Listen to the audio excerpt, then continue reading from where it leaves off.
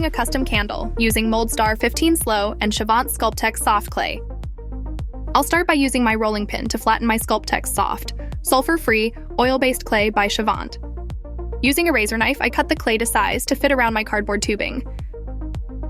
I wrap the clay around my cardboard tube and blend the seam using my finger.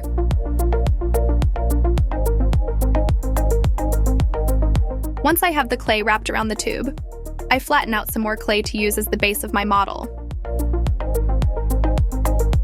I trim away any excess clay and use my fingers to smooth the base.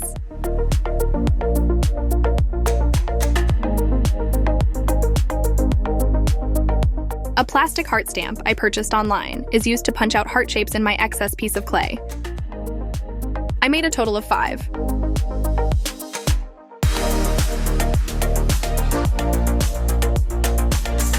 I now attach my heart pieces to the model using light pressure.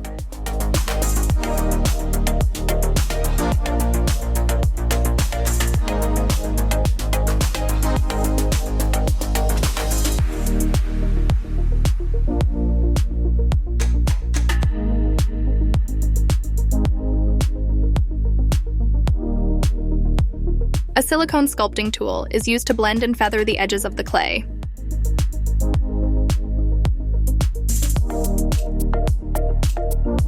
I now use another plastic stamp with phrases to press into the clay to leave an imprint in the hearts.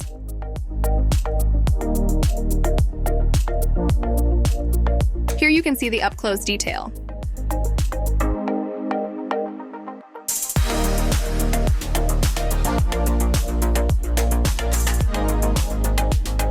Creating the mold using Moldstar 15 Slow. First, I place the model upside down on a piece of melamine board.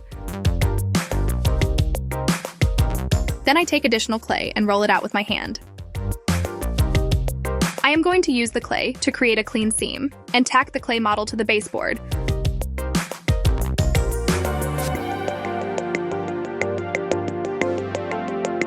I use the edge of a tongue depressor to smooth out and feather the edges.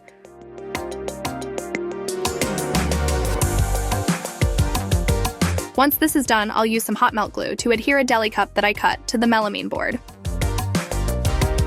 I will use this as my mold box.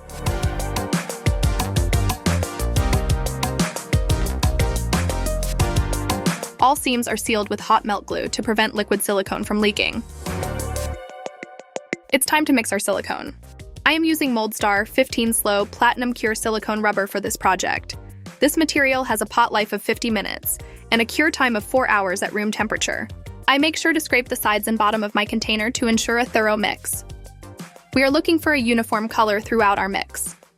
Once my material is mixed, I pour from a high point in a thin stream into the lowest point of my mold box and allow the material to rise and seek its level.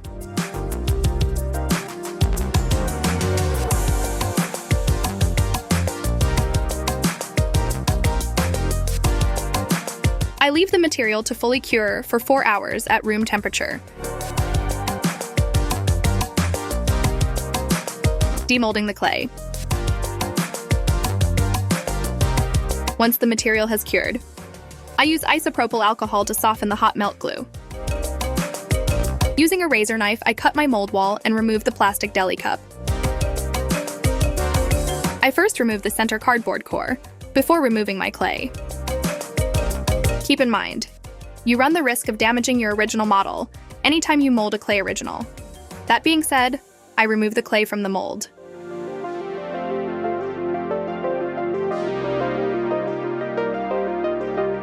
It removes cleanly, and my mold is now ready for casting. The Moldstar 15 Slow has captured perfect detail from my clay original. Moldstar 15 Slow is soft and stretchy, while offering great tear strength, making it an ideal choice for a candle mold. Creating the candle. Candle wax flakes from a kit we purchased at a hobby store are poured into our glass measuring cup. We'll need about 2 cups to fill our mold. Following the instructions that came with the candle kit, the wax is heated to 180 degrees Fahrenheit. Once the wax is melted, candle colorants and fragrances can be added and mixed.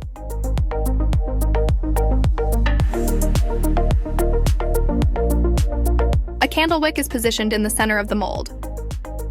A wood wick holder is used to stabilize the candle wick in place. The melted wax is poured into our Moldstar 15 Slow mold.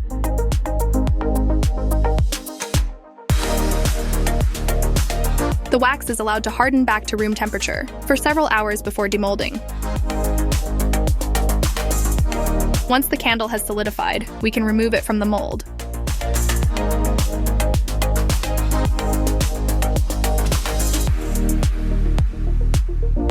The wick is trimmed, and here's our finished candle. As you can see, the wax picked up all the detail from our Moldstar 15 Slow mold. Our candle is now ready to be used. The Moldstar 15 Slow mold can be used over and over to reproduce many candles of different colors and scents. If you have an idea for a video you'd like to see next, please leave a comment below. And if you enjoyed this project, be sure to hit the like button, subscribe if you haven't already, and click the bell so you can be notified when our next video drops. See you in the next video.